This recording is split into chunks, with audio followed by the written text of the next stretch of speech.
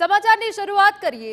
ફરી એક વખત સરકારી બાબુ પાસેથી મળ્યો છે કાળી કમાણીનો કુબેરનો ખજાનો। વાત છે તેલંગાણાની કે જ્યાં તેલંગાણાના ભ્રષ્ટાચાર વિરોધી બ્યુરોએ સરકારી અધિકારી પાસેથી લગભગ 100 કરોડ રૂપિયાની સંપત્તિ જપ્ત કરી છે। એસીબીના અધિકારી દ્વારા Telangana state real estate regulatory ઓથોરિટીના સેક્રેટરી અને metro rail planning officer S બાલકૃષ્ણના પરિસર પર એક સાથે દરોડા પાડવામાં આવ્યા। અત્યાર સુધીમાં લગભગ 40 લાખ રૂપિયા રોકડા, 2 કિલો સોનું, જંગમ અચલ સંપત્તિના દસ્તાવેજો, 60 મોંઘી કાંડા ઘડિયાળો, 14 મોબાઈલ ફોન અને 10 લેપટોપ જપ્ત કરાયા। અધિકારીના બેંક લોકર હજુ સુધી ખોલવામાં નથી આવ્યા।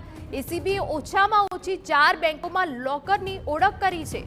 એસીબીના અધિકારીઓને અધિકારીના નિવાસસ્થાનની રોકડ ગણતરીના મશીનો મળ્યા હોવાના પણ અહેવાલ છે। ભ્રષ્ટાચાર વિરોધી એજન્સીની 14 ટીમો દ્વારા બુધવારે આખો દિવસ શોધખોળ ચાલુ રહી અને આજે ગુરુવારે ફરી સર્ચ શરૂ થવાની શક્યતા છે। બાલકૃષ્ણના ઘર, ઓફિસ, તેમના સંબંધીઓની જગ્યા પર એક સાથે દરોડા પાડવામાં આવ્યા હતા, જેમાં 100 કરોડ રૂપિયાથી વધુની સંપત્તિ જપ્ત કરવામાં આવી। બાલકૃષ્ણ અગાઉ હૈદરાબાદ મેટ્રોપોલિટન ડેવલપમેન્ટ ઓથોરિટીમાં ટાઉન પ્લાનિંગ ડિરેક્ટર તરીકે કામ કરતા હતા।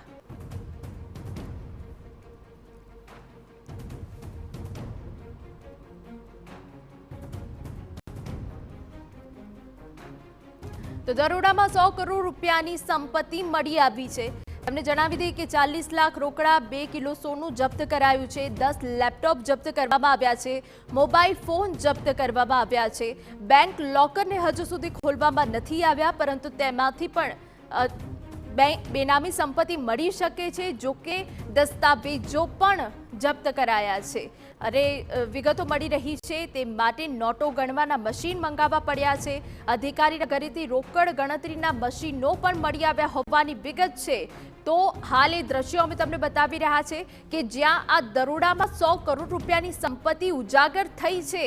આ પહેલા પણ દરોડાની કાર્યવાહી કરવામાં આવી હતી, જેમાં આ કાર્યવાહી ચાલી રહી હોવાની વિગત હાલ તો મળી રહી છે અને સતત આ કાળી કમાણીનો કુબેરનો ખજાનો કે જેને શોધવામાં તેલંગાણાની ભ્રષ્ટાચાર વિરોધી બ્યુરો લાગી છે અને અત્યાર સુધી 100 કરોડની સંપત્તિ જપ્ત કરવામાં સફળતા મળી છે। જો કે એ દ્રશ્યો અમે તમને બતાવી રહ્યા છે બાલકૃષ્ણના પરિસરના કે જ્યાં એક સાથે જ દરોડા પાડવામાં આવ્યા અને આ દરોડાની કાર્યવાહીમાં લગભગ 40 લાખ રૂપિયા રોકડા, 2 કિલો સોનું, જંગમ અચલ સંપત્તિના દસ્તાવેજો, 60 મોંઘી ઘડિયાળો, 14 મોબાઈલ ફોન અને 10 લેપટોપ જપ્ત કરાયા છે। જો કે અધિકારીઓએ હાલ આ જે સંપત્તિ છે તે હાલ જપ્ત કરી છે, પરંતુ અધિકારીના બેંક લોકર હજુ સુધી ખોલવામાં નથી આવ્યા।